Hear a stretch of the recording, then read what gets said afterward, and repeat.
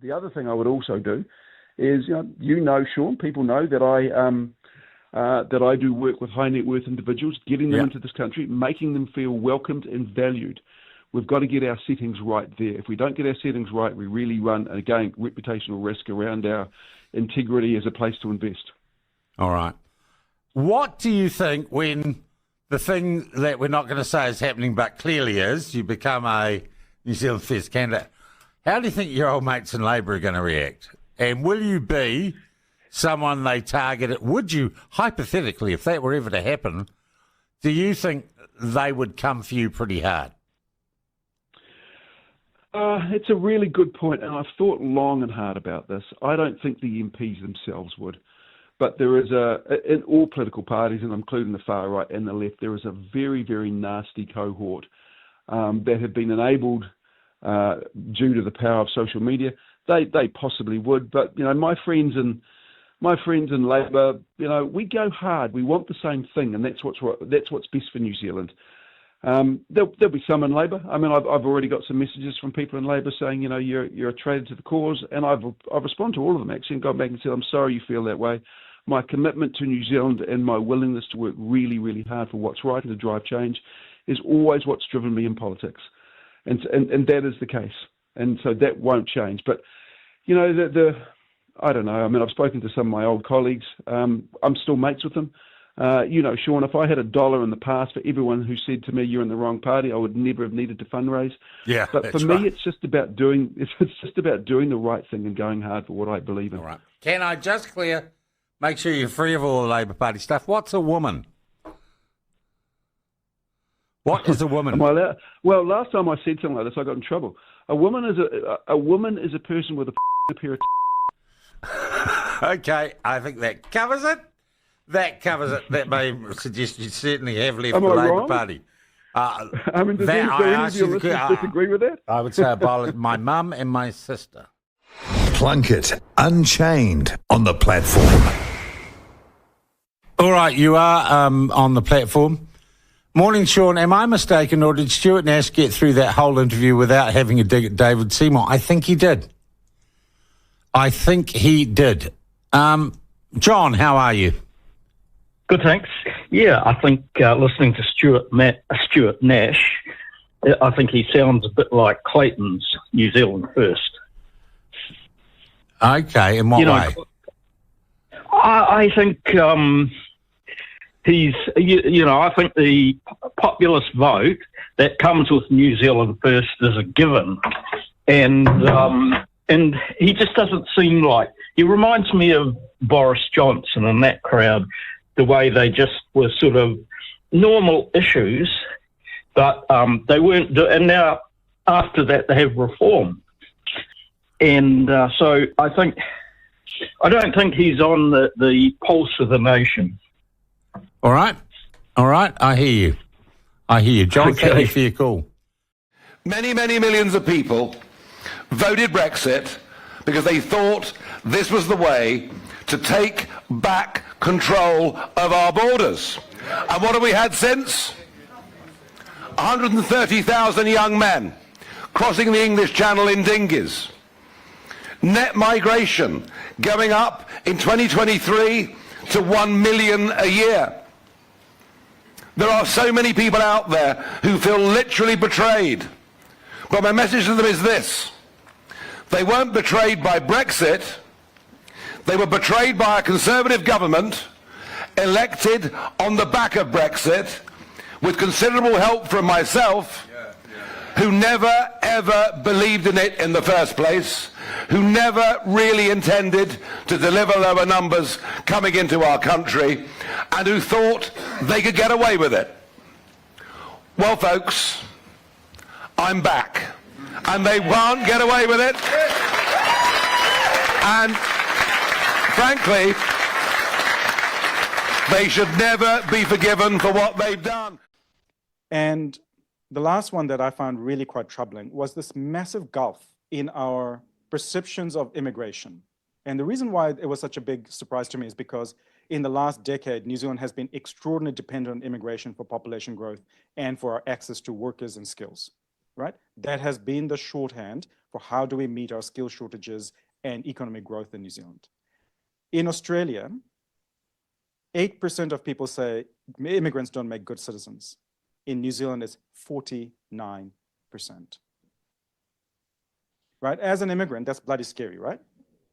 As my children who look like immigrants who've grown up in this place, it's scary. But it's also fundamentally scary because immigration has been a fabric of our nation's history. And for the country to be so against it in such a big way is worrying. The most against immigration are people from New Zealand First, people who are ACT Party supporters, people who are unemployed, people who are at home, people who are poor, and people who are more likely to be Maori. This is not one stereotypical group who don't like immigration. It is a wide group of New Zealanders who are really uncomfortable with the situation. We're taking a couple of steps to make sure that we don't lose housing momentum in Auckland. Firstly, I directed Auckland Council to immediately bring forward decisions on the city centre part of the plan change process. The council met that requirement and notified those on the 22nd of May. The Auckland CBD plan could go further in my view. I do think it is a real missed opportunity, and in due course the council is going to have another look at it, particularly around the view shafts in Auckland, which eviscerate hundreds of millions of dollars of economic value. Secondly, the new law requires Auckland Council to progress a brand new law change urgently, notifying it by October, or 10th of October. This will allow them to address natural hazard risk and allow for more development capacity. But the plan change, the Parliament will direct the plan change to enable the same capacity or greater than the original plan change will, and it will also require greater density around the three key stations that benefit from the city rail link, Mount Eden, Kingsland and Morningside. It is nuts that we have the predominant part of the area around Kingsland train station where we're building $1 billion new train station zoned for single-storey housing. That is nuts. That is not how modern major cities operate, and it shouldn't be how Auckland operates, and after the plan change goes through, it won't be. This ensures that we get housing capacity increases in Auckland and we make the most of the CRL investment. I won't spend time dwelling on Christchurch, but it is, suffice to say, easier than Auckland, although still complicated. So with Auckland and Christchurch in the process of being sorted and other councils, including Wellington, having completed their housing plan changes, the new rules are now largely locked in until our new planning system takes over. This is a good thing. Either the MDRS or the capacity it unlocks is now in place across the country. That represents hundreds of thousands of additional potential homes for the coming years. The MPSUD has now been implemented, ensuring growth will be clustered around public transit hubs and key urban centres. It means that our cities will increasingly be shaped to reflect the way Kiwis actually live and get to work. These are big world-leading reforms. They are not perfect, but they are progress. And I think it's worth reflecting on the fact that we shouldn't take that lightly. I am really proud that these reforms are basically supported in a bipartisan way across Parliament. If you go all the way back through the history, National started the Auckland process with the Auckland Unitary Plan in 2016, following Auckland local government reform in 2010. The Auckland Unitary Plan has been closely studied internationally, and the evidence is clear in Auckland that rents are lower because of the Auckland Unitary Plan introduced in 2016. World-leading reform is exactly what we need to fix a world-leading housing crisis. We need to get as close as possible to perfect. That brings me to local government, and I acknowledge some of the local councillors in the room. It is an inarguable and sometimes uncomfortable fact that local government has been one of the largest barriers to housing growth in New Zealand. It took nearly 5 years for councils to implement the MPSUD and the MDRS. To say they dragged their feet is an understatement. In this time, Christchurch City Council just outright defied its legal obligations, voting to ignore the MDRS altogether. The last government used RMA intervention powers to make them do it. The council then spent years and a large amount of money arguing for special exemptions, ignoring clear directives from central government. Auckland Council wasn't much better. Yes, the Auckland floods caused delays, and yes, the cancellation of light rail had an impact on their plans, but they have used every excuse in the book to stall progress. And I'm convinced that if we hadn't come to an agreement on Plan Change 78, Auckland would still be dragging its heels, and many of these future homes would still be stuck on paper. The late Michael Joseph Savage said in 1936,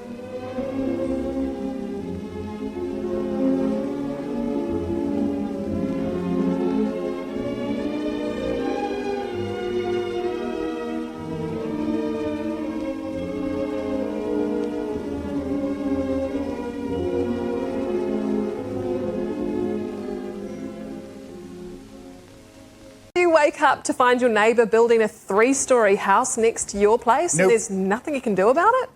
A new bill meant to make it easier and faster to build the homes we need is being labelled a disaster by urban planners. I'm joined here. In a rare moment of political unity, National and the government have joined forces on a bill they hope will see up to 100,000 new homes built over the next 8 years. Labor and National are standing together to say an emphatic yes to housing in our backyards. John, you're back. What do you want? Yep. I want to say that David Farage is very keen on migration. Well, that had nothing to do with the conversation I was having with him, John. So you're completely off-piste there, mate. No, you're completely off-piste, you idiot. Sorry, John. That's just a silly reason to ring. We weren't discussing migration.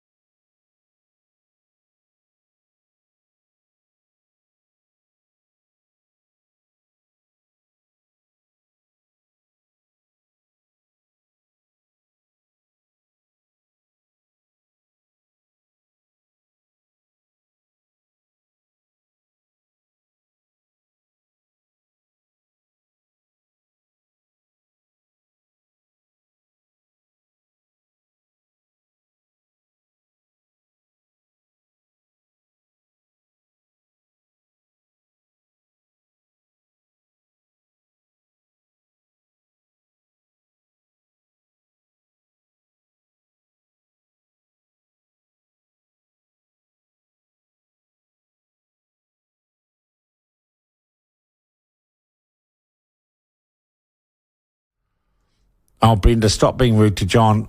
Look, John rang in completely off-piste, as I said, Brenda. And John's been warned. David Farage makes you feel smarter when he gives you insight on the polls, means while the MSM makes you feel dumber. Yeah, I hear what you're saying. I absolutely hear what you're saying.